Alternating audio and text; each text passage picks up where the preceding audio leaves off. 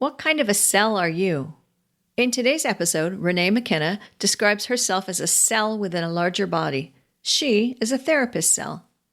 If we are all cells, parts that make up something so much bigger, what is it that we were brought here to do? What kind of cell are you? And what does that have to do with suffering? Hi, it's Margaret Maloney, and welcome to the Death Dhamma podcast.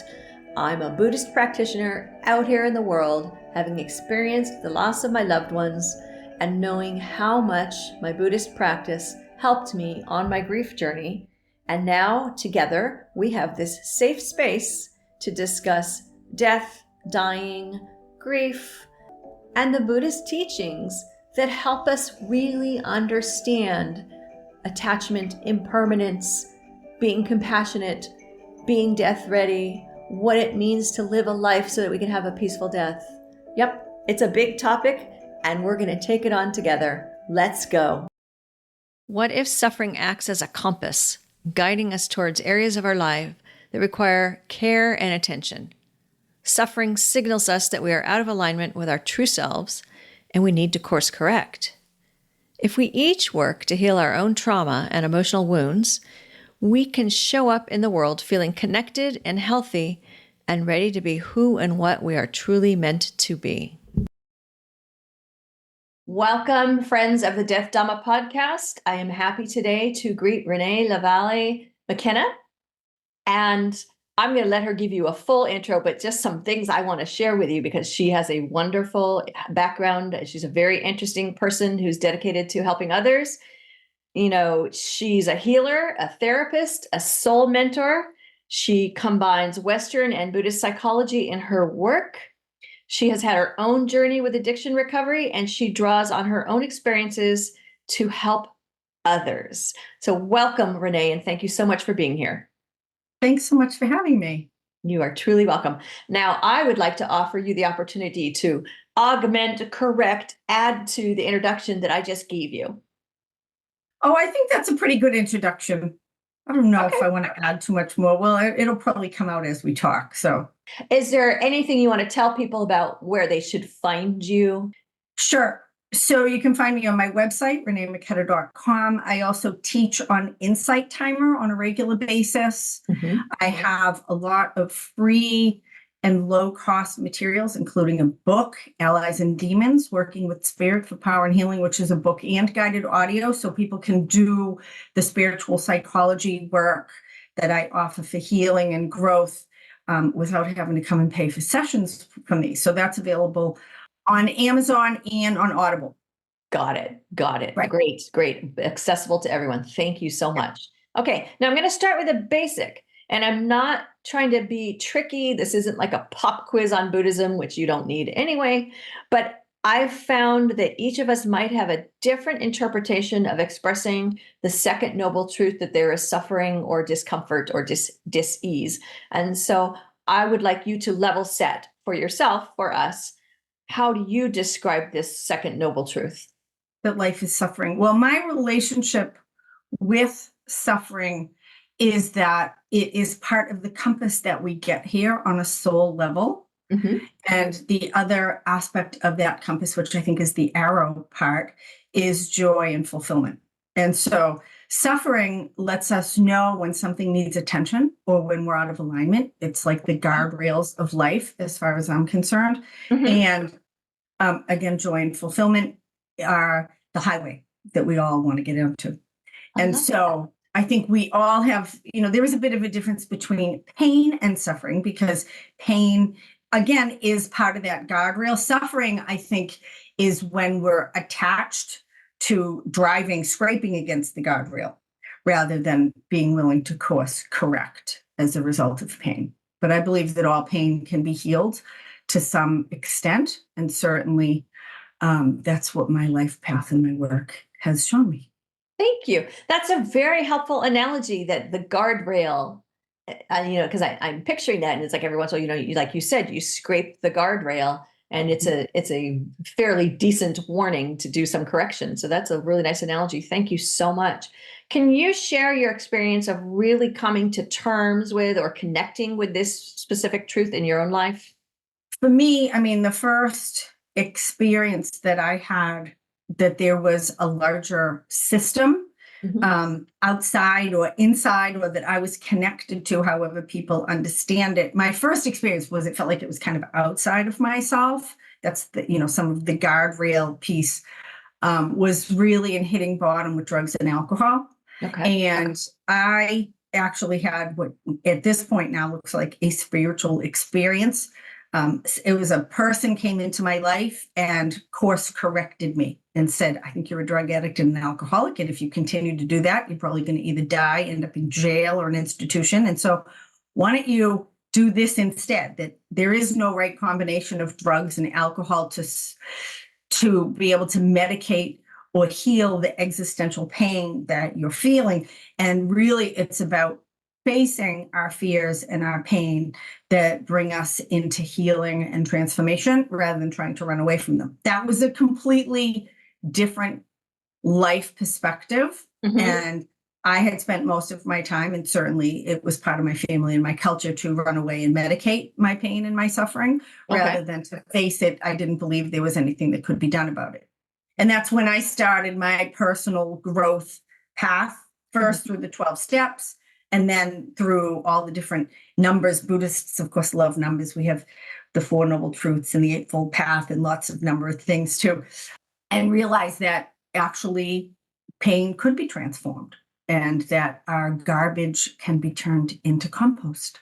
Yeah. And that's my experience. I'm curious, what was it about this particular person that led you to pay attention? So it was, the reason I would call it a spiritual experience rather than just a serendipity was that it was absolutely the perfect person at the perfect time. So I had been on a multi-day cocaine run. I had been drunk and in the same clothes for about 4 or 5 days. I met somebody with more cocaine than I had ever seen before. They were involved with some really dangerous and questionable people. And I had been trying to make my life look good on the outside by, like, if I could find the right boyfriend, lose the right amount of weight, get the right job, find the right combination of cocaine and vodka that maybe would be that kind of sweet spot. But all of it was falling apart all the time. And the guy with the bag of cocaine actually offered me a job selling drugs at one of his, he was a construction worker selling drugs at a construction site. It seemed like a really good career move at the time. He was probably also a pimp. And Yikes. And so I went into work with this brand new plan, and I was going to quit my job and work for this guy. Right. And, that was like the insanity of my thinking at the time. And so this woman actually came up to me and she said to me, "You get high, huh?" And I said, "Yeah." I thought she was actually going to get me high. And she said, that was an invitation. Yeah. She said, "I want to tell you a story, but I don't want to tell it at work because it's actually a really dark story." And I was a little curious about that. So we went to lunch and she proceeded to tell me how she had gone to jail for shoplifting, which was one of my life skills that I had acquired.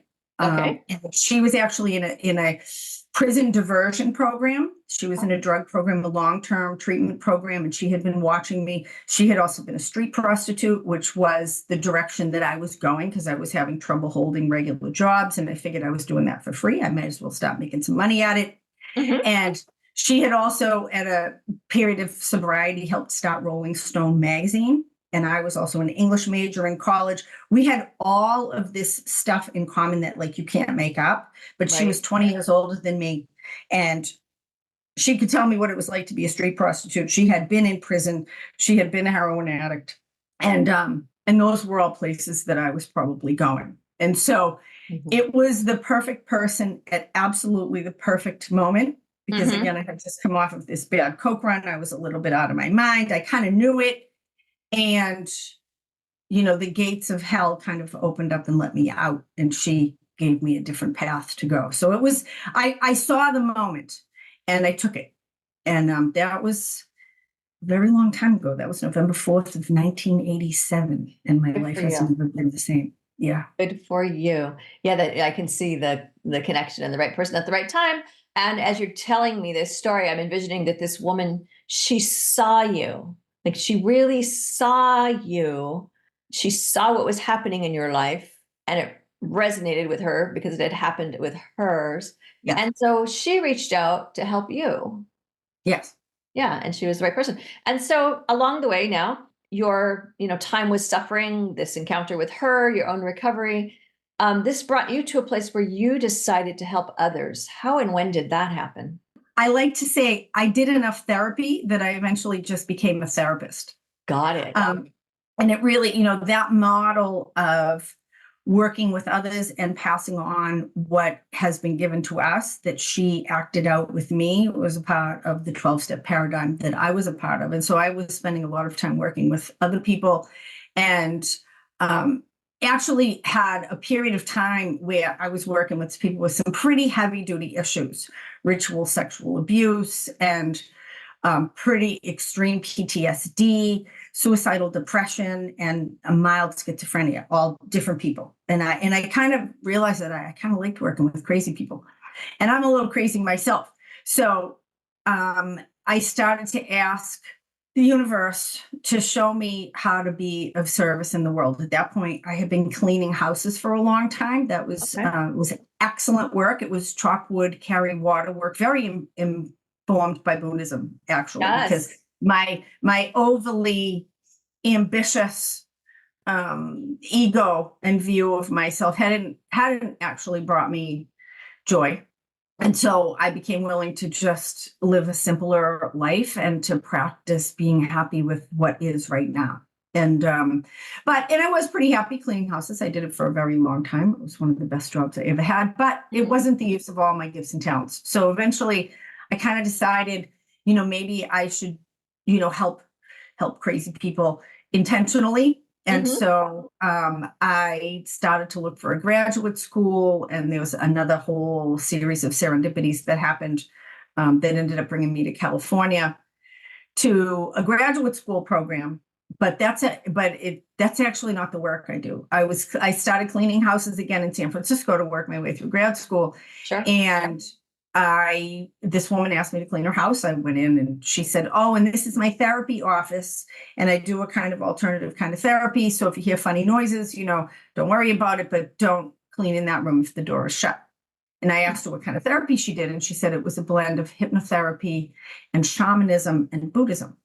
And I was very intrigued. And so we started to trade work, and she became my teacher for the next 14 years. You're right. It is about these series of serendipities, in a world where sometimes I like to say there are no real coincidences, because, you're on this path and you're bringing these things to you and you're stepping into these situations.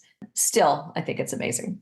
And so maybe now you would like to share, in what way are you working in the world now to help people with their suffering? Well, so now, approaching my 70th decade, I'll be 60 in a couple of months. I've been doing this for a long time. And I have to say, I came here with a lot of bags, and I'm still unpacking, but most of my suffering has been resolved. And I don't know if it's a combination, I think, of aging and wisdom, and just continuing to clear out the wounding and suffering and healing and evolve and grow. And so I feel a real passion and a responsibility to, again, continue to expand and bring what has so changed and redirected my life to as many people as possible. And it feels like that's actually my work. I kind of look at us as if we're all cells in a great body. There's a lot said these days about we create our own reality. We co-create our own reality. I'm like a cell in the big toe. I don't know what the body's doing, actually, but I can be a good cell, and each of us is a different kind of cell. Some people are digestive cells, some are nerve cells, some are muscle cells, and apparently I'm a therapist cell. So I love that. So, I've gone from my own healing work to sharing that healing work with others through these really profound processes of inner growth and transformation, of healing and facing our fears and our wounding, and bringing love and compassion and connection with the larger system. Those are the main healing components, I think, for all of us. And then I had enough people that evolved in their own growth path that they wanted to bring it to others. And so a few years ago, I was asked by enough people if I would teach them how to do this work that I started my own mentorship program. And so now I offer this teaching to other therapists and social workers and energy workers and body workers so that they can add grounded spiritual tools into their work. So it's kind of two-tiered. There's the work that you can do on yourself to grow and heal. And then there's the work, if you're interested in continuing to expand, that you can do to be of service in the world and to others as well, which is really where the circle kind of completes itself. And we really see how our suffering can benefit others. And so I made a decision probably about 10 years ago. I did a retreat when I turned 50 and went out into the desert, which I like to do. And, really asked the universe, what do you want from me? I could see the horizon. I don't know if it's going to be 80 or 90 or something may happen in between there, but I probably, got 20, 30 years left. And what am I going to do in that time? I want to use it wisely. The truth that came out of my meditation was that I'm here to be myself, the truth that I share with everyone. I think that's why we're here. We're here to be our most authentic self, to discover what kind of cell we are. We're different than cells in a body because as humans, we do get a choice to some extent, and we can try to be something that we're not. And a lot of us do that. We have a culture or a family or a religion that may not be aligned with our soul path. And so discovering and expressing that really is that's the highway of joy and fulfillment. So that's my passion, is to help others to be able to do what I do if they want to do it. I'm now a teacher of teachers and a therapist of therapists. But I also, and will never forget, the real devastation and ignorance and suffering that I came from. That's why I try to offer free and low cost stuff, because when I first got clean and sober, I had to have people buy me cigarettes and coffee. I didn't have any money. I didn't, I had to have sliding scales for therapy. And so I never want to forget where I came from, and to be able to offer, now I try to offer as much free and low cost stuff for people that are really just coming out of the pit. But I'm also aware some of those people coming out of the pit may end up being like me and may end up becoming master healers at some point as well. So I try to expand and offer. This just feels like the right thing to do. So my life work is to bring the spiritual psychology practices to all who need them. That's beautiful. And, I'm hearing these themes of your own work and continued work. And as you do your own work, then it makes you stronger and more able to help others, which is also an important part of your work.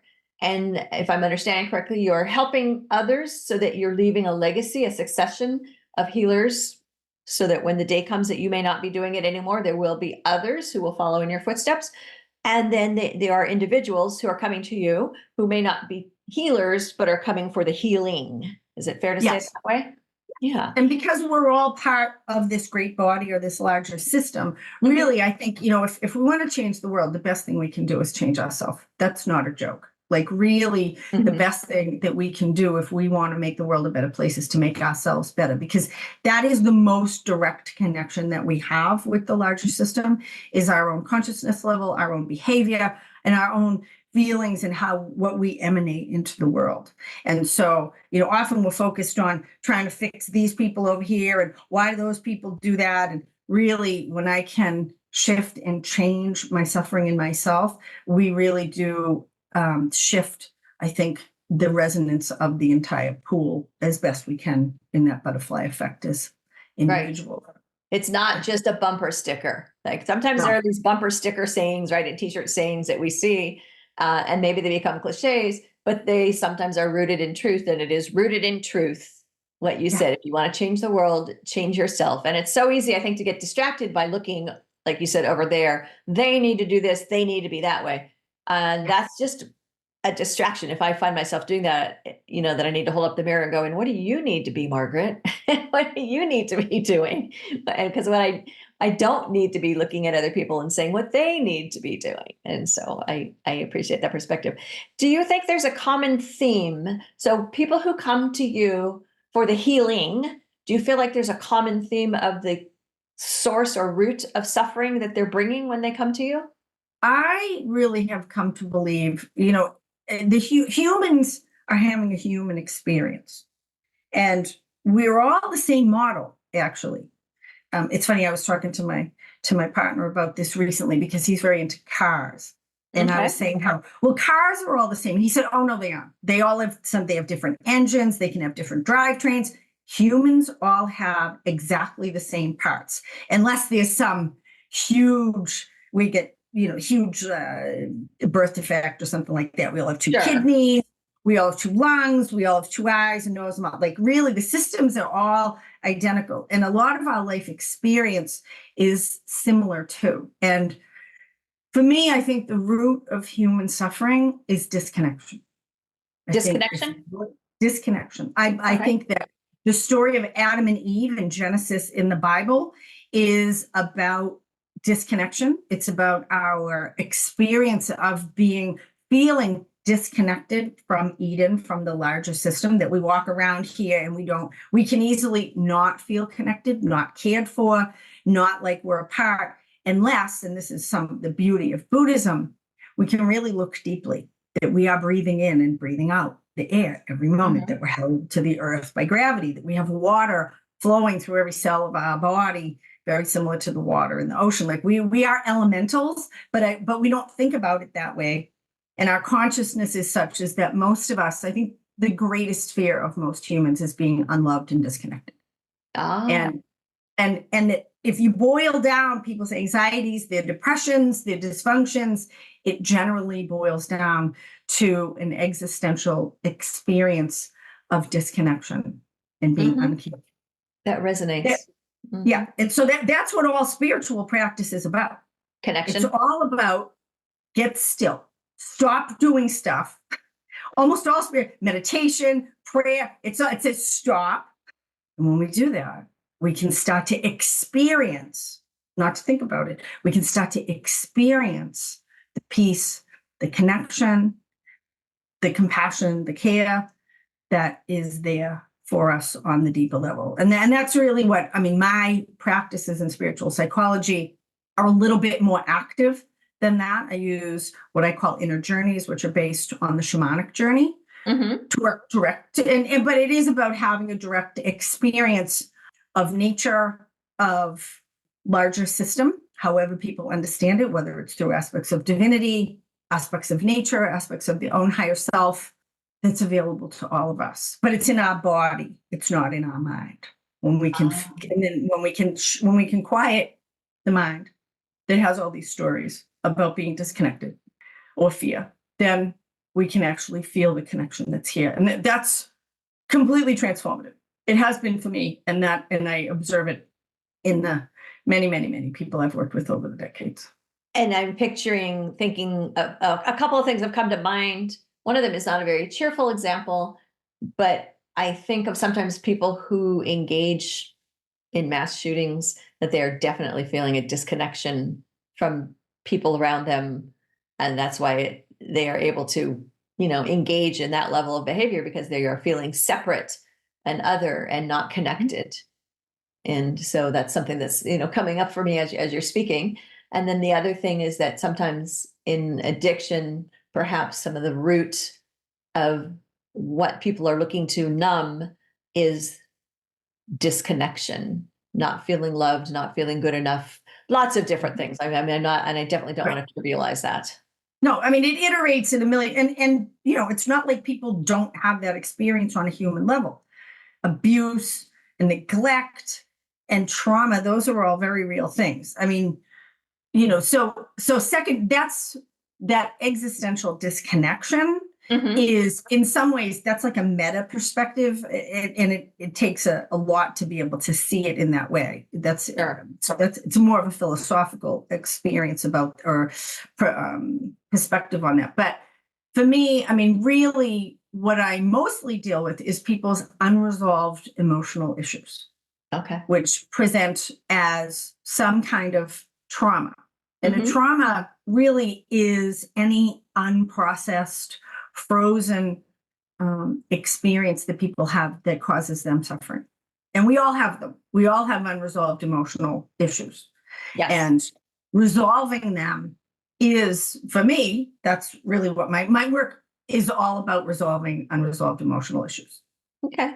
Now, kind of on this topic and related to what you were saying earlier about kind of doing some of the self work, I've had two different teachers remind me of a saying, which is, you can't give what you don't have, which was, a call for me to deepen my resilience and my resourcefulness in, my own way to be with other people. And that is also a call for being able to act with equanimity. And I wonder, what do you do? What are some of the practices you engage in to help with your own building up of your resources and giving yourself the ability to act with equanimity as you're helping people around you and you're seeing suffering and trauma? What helps you keep your balance? So you just said a lot of different things. I know, I realized as I said that. So maybe I should break that out. Okay, first, I can break it out if you want. there you go. Help me out, Renee. Thank you. So I actually disagree with that idea that we can't give what we don't have. Okay, cool. Let's hear that. Yeah, that's not my experience. Okay. I had tremendous self-hatred, but I did have compassion and love for others. And it was really through the compassion and love for others and doing acts of selfless service, learning how to be a good friend, and that I actually developed self-esteem. It was through I developed self-esteem by doing esteemable acts. So my self-love was earned within myself by loving other people. Okay. That's my own experience, and people have a different experience. And my second recovery after drugs and alcohol is codependency. Okay. And enmeshment with others. And so it was really, and it was how I was trained. It's certainly epigenetically in my family. And I think for most women, it exists, for millennia, actually being codependent, being enmeshed with others was actually probably on a tribal level a healthy thing. Like, there was a bit of a hive mind. Everybody was feeling everybody's feelings. At some point, we've outgrown that now. And certainly I can own property and vote and do all kinds of things that women couldn't do 100 years ago. We're in a different place now. And that what might have been healthy in certain family systems, or at least a survival skill, now is actually a pathology. So in caring for others, overly caring too much, loving too much, trying to do other people's work for them, being so aware of other people's suffering and wanting to help them heal so that they didn't suffer anymore. But really, as I looked deeply at that, it caused me tremendous suffering because they weren't doing what I wanted. They weren't healing themselves. And then I would suffer because they were suffering. And that's where really I came to codependency recovery, and to understand, although yes, we all are, and there's interbeing and interdependence with all of us, I don't need to feel your suffering and your bad choices. And when I'm doing that and you're suffering and then it makes me suffer, I'm actually wanting you to get better from a selfish motive. Because if you suffer, then I suffer. So I actually want you to get better, because if you feel better, then I'll feel better. And I didn't know how to separate myself out, right? So does that make sense? Like, that's what I had to see. I had a short first marriage with somebody who's dead now, but he couldn't get sober. And he was a poster child for dysfunction. And I decided to pick him to marry, which was an interesting choice. But anyway, tremendous suffering. And I did everything I could to try to help this person, but he was determined to self-destruct. And so it really pointed to my own powerlessness over other people, which is that we all have our own soul path here and our own work to do, and to allow people the dignity of their own suffering. And so it was really, again, it's that guardrail, it's that feedback loop, that compass of pain. It was like, oh, this really hurts. And so I'm going to double down and try to really make you do what I think you should do. And then it hurt twice as much. And then I finally had to let go. I get that. And that person did go and self-destruct, but they didn't have to drag me down with them. And then I had to look at this different experience or perspective of allowing people their own path. And just like I had pain is one of our greatest teachers. If I didn't have pain, I would not. Pain is often what makes us willing to change and grow. Intellectually, we might know we need to, but until it hurts, more what we're doing than going into the unknown, then a lot of times we won't go into the unknown because the fear of the unknown is greater than the pain that we're in. It's usually only when the pain that we're in is great enough that not for everyone. And I've certainly, hopefully, outgrown that model and now grow and change willingly and more willingly with less pain. But for a lot of people, they really need pain. And once I understood that, the idea of protecting people from pain in itself became problematic. Like I saw, if I'm trying to relieve other people's suffering, I actually may be interrupting their process of learning and growth. Because if I didn't crash and burn as a drug addict and an alcoholic, I probably would not have done all of the really difficult things that were necessary to get clean and sober in a sustained way. It was a huge wisdom shift from me that trying to mitigate other people's suffering, trying to pad their difficulties, usually of their own making, was actually in the long run extending their suffering, even in an unconscious way. That I thought that loving people was about making them comfortable. And now I understand that loving people from the perspective that I have now is really about helping them to grow, which may be uncomfortable, at least in the short run. And so I've become more and more willing. In fact, my work a lot of times is to push people into their discomfort, not so that they'll suffer because I'm a masochist, but because, or a sadist or whatever that, but I do it because I know that when you can face those things that are difficult, just like lifting weights, it's friction that makes us grow stronger. I'm thinking of the theme of intention, right? The Buddhist idea of intention of why you're doing something. And so what's coming up for me as you're sharing is this is going to be simplistic. If I'm looking at someone and they're crying, do I want them to stop crying because people that are crying make me uncomfortable and I want it to go away? Or do I want them to be able to deal with the source of their crying?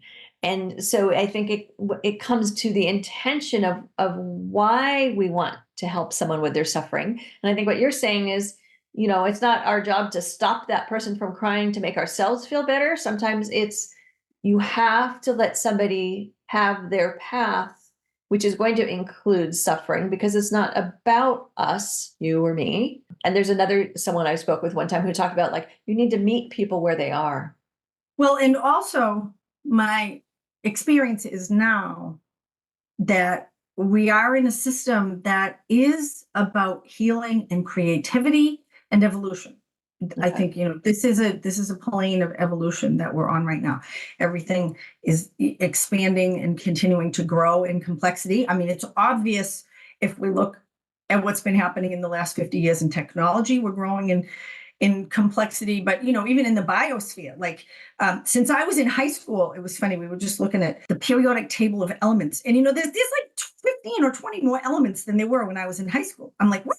How did that happen? Where did those come from? Right? Where did those come from? So we keep discovering more and more complexity just in the natural world, right? And there's a experience that the universe is expanding, at least at this point. So expansion and evolution is a part of the kind of practical, physical, spiritual laws that we're involved in. And I've really come to trust the system.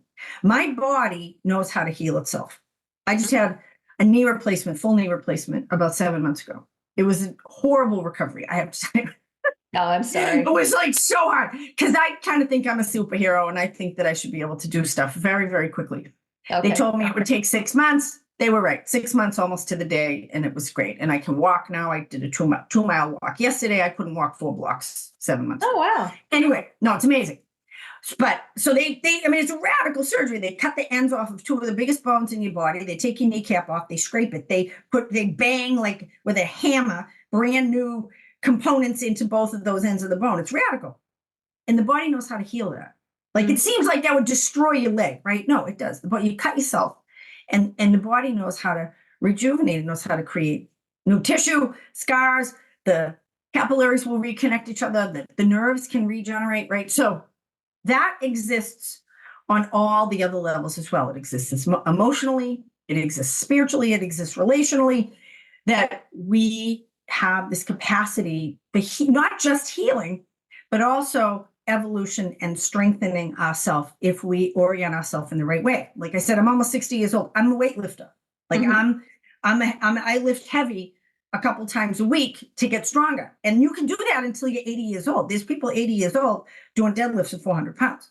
There's not a limit to what we can do, at least as long as we're alive, of growing and strengthening ourselves if we create the right conditions. What are the things that I do for myself? The first thing really was to reorient my relationship with suffering, of myself, others. And again, realize that the suffering is not the problem. The pain is not the problem. The pain points to the problem. And the problem is some kind of guardrail or dysfunction that needs attention, whatever that is, whether it's physical, mental, emotional, relational. Generally, pain is calling for some kind of change.